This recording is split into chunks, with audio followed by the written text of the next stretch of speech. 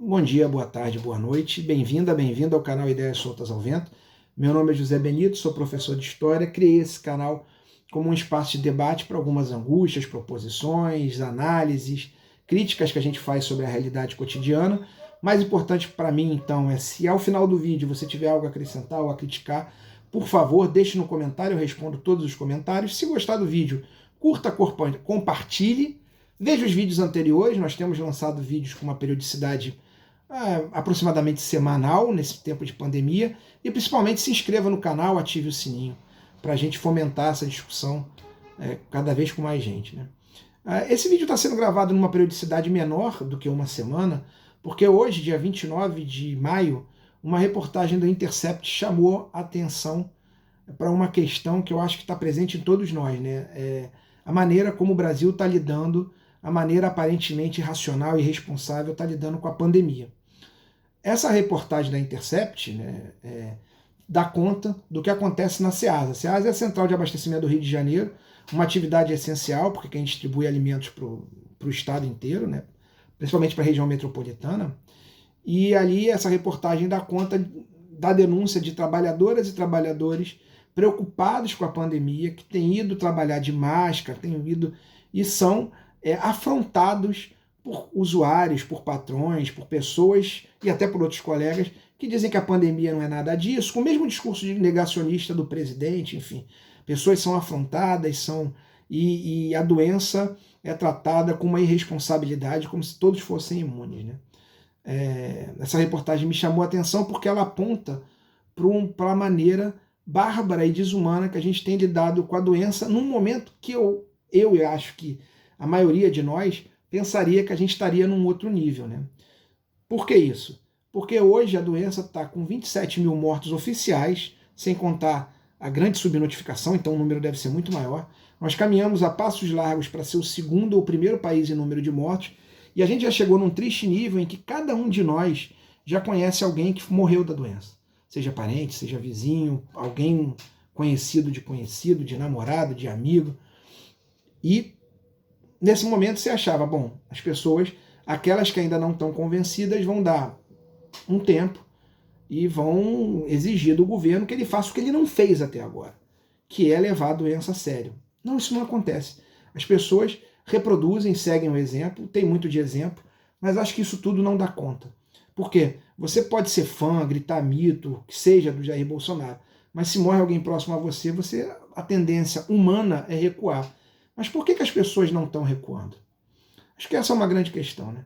E aí eu queria lançar aqui, a primeira teoria é que esse presidente e esse governo foi eleito e tem um sucesso, por mais que a popularidade tenha caído, por mais que eu acho que o lado humano da maioria ainda é mais forte, mas ele tem 33% de apoio, porque nós somos uma população desumana. Nós aprendemos a naturalizar a barbárie.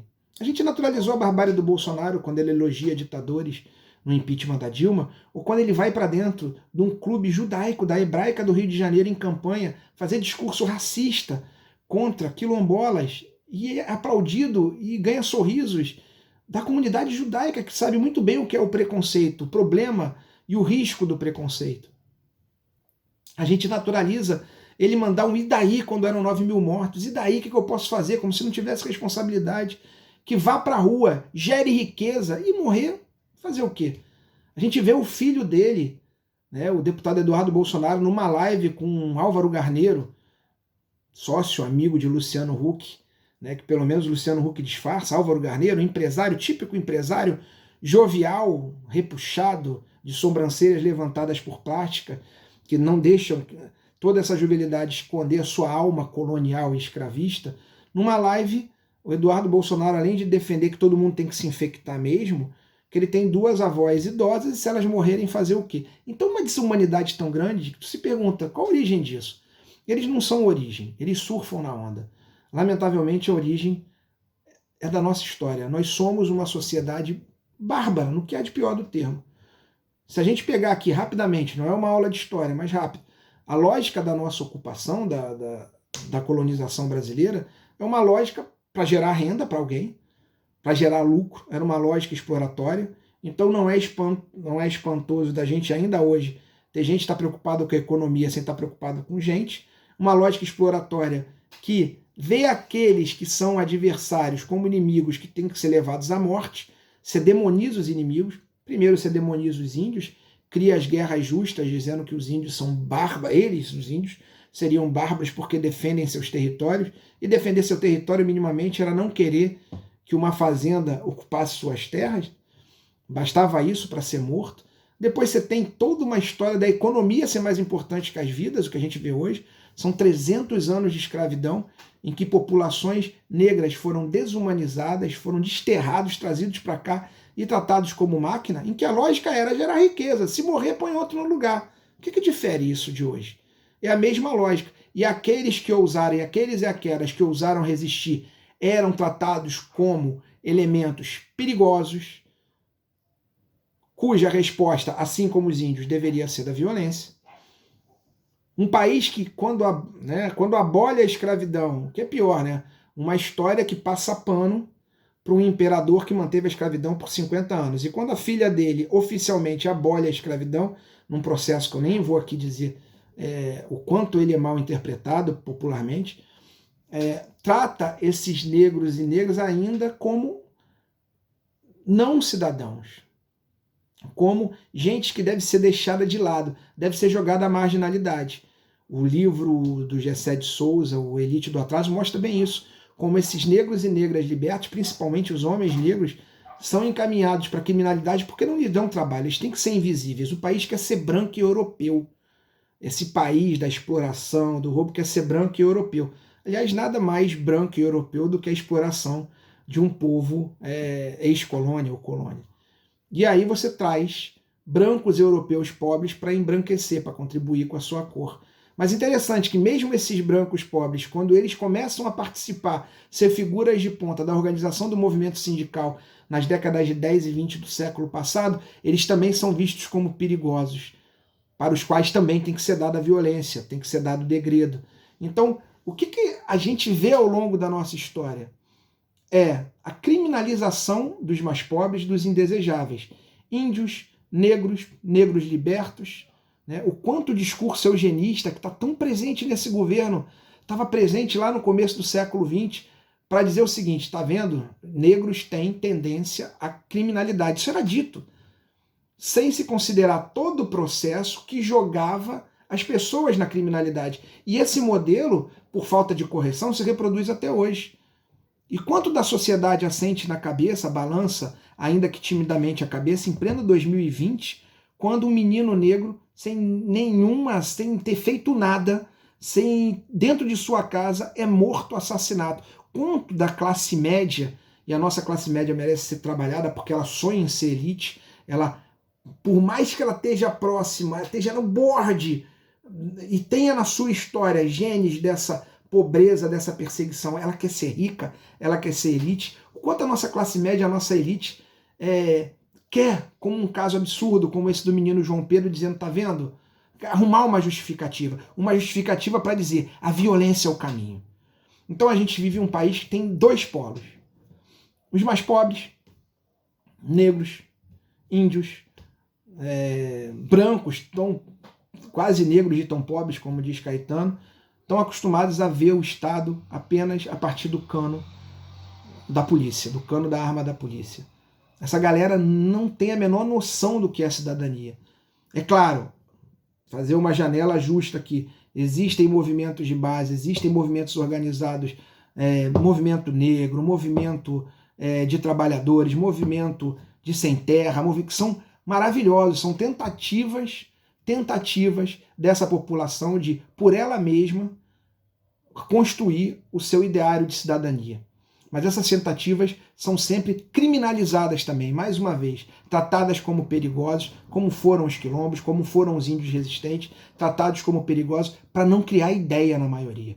Não pode ter ideia. Então, a maioria da população brasileira, que ainda não tem acesso a essa lógica da cidadania, não se entende como cidadão e naturaliza isso. Naturaliza a violência contra ela. Tem que ir para a rua ganhar o pão, vou fazer o quê? Vou deixar meu filho morrer de fome? Se você diz para essas pessoas, o governo deveria cuidar de vocês, o governo tem dinheiro, o governo está dando dinheiro para banqueiro, deu 1 trilhão e 200 bilhões, as pessoas riem, porque elas sabem que isso não vai acontecer. E o Bolsonaro é um governo que deixa isso mais claro que todos. O jogo está aí estampado. Então essa galera tem que se virar, tem que ir para dentro do SEASA sofrer humilhação. Sofrer humilhação de iguais a eles, porque esse ideário dominante é tão cruel que chega em setores das classes trabalhadoras. Chega na classe média, que é a classe trabalhadora, né? A gente faz parte, eu sou classe média, mas e aí? Eu estou mais perto de quem está embaixo do que da elite. Mas tem gente que acha que não. Então, a população mais pobre, sabiamente, essa é sábia, não vê alternativa. E vai buscar seu pão, e vai sofrer humilhação, e vai entrar na roda viva da morte, que é a mesma roda viva da morte da época da escravidão. Isso que é cruel. As vidas não importam. Principalmente vidas pobres, vidas negras, vidas indígenas, vidas daqueles que são a base desse país e que são considerados minorias.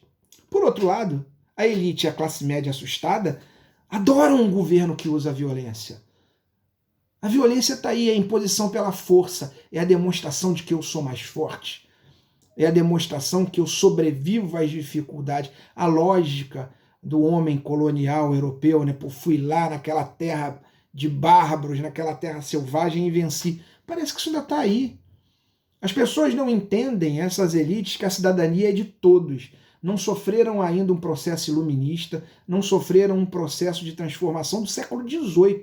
Continuam achando que é isso aí mesmo, que a gente merece privilégios e para garantir os nossos privilégios usa-se a violência. E temem, e eu acho que é um temor que tem que ter mesmo, porque um dia o Luiz Fernando Veríssimo, né, ele tem um livro muito interessante, o título é maravilhoso, Aquele Estranho Dia que Nunca Chega, porque tamanha injustiça, tamanha descompromisso com a vida um dia vai cobrar seu preço. E eu não falo isso com desejo ou jogando praga, porque é absurdo o que acontece aqui. E a elite parece que com medo desse estranho dia que nunca chega, mas principalmente com desumanidade, com entendimento de que sim, o privilégio dele é construído com entendimento e com a concordância pela violência, defendem a radicalização da violência. Esquecendo os verdadeiros princípios do cristianismo e agindo como a igreja colonizadora, bárbara e violenta do começo da ocupação brasileira. Então, eu acho que, na verdade, como conjunto, a gente naturalizou a barbárie. Como conjunto. Temos os não-cidadãos, que sempre sobreviveram nessa lógica louca e precisam continuar sobrevivendo. E tem, claro, que não vão alcançar a cidadania nesse governo, que não adianta esperar, precisam ir para a rua. E temos a elite e seu papagaio de pirata classe média entendendo que é na porrada que esse povo tem que ir para a rua para gerar riqueza para mim e que se dane o resto, que esse papo de cuidar de todo mundo não existe em lugar nenhum do mundo, que é uma mentira. Os países têm cuidado dos seus cidadãos, mas não existe lugar nenhum do mundo porque eles acham que cidadania é só para eles. Então acho que a primeira tarefa que a gente tem, a mais árdua, é convencer as pessoas próximas a gente de que cidadania é um direito para todos. Trabalhar para ajudar aqueles movimentos que hoje são tão criminalizados, são tão abandonados, para que eles consigam espalhar essa sua mensagem, que é: todos têm direito, todos têm direitos como cidadão, todos têm direito à vida. E tentar, talvez seja essa tarefa mais difícil, colocar um pouco de humanidade nos corações que já abraçaram uma lógica fascista, racista e preconceituosa como modus operandi da sociedade. Muita gente que ajoelha na igreja para dizer a Deus que é bondoso, que diz que é bom pai, que é cidadão de bem, mas continua a legitimar essa lógica absurda da violência. Então, infelizmente, ninguém vai se doer com 27 mil, com 30 mil, com 100 mil mortes. Isso é o jogo jogado. A gente conseguiria isso se houvesse algo de humanidade. De um lado lhe foi tirado, nunca foi lhe dado. E do outro, a humanidade é considerada um luxo para boa parte que eles não podem ter. Como interferir nesse processo é a ingrata missão, porque é uma missão anterior à indignação com as mortes. A gente vai continuar vendo gente morrer e ninguém está nem aí.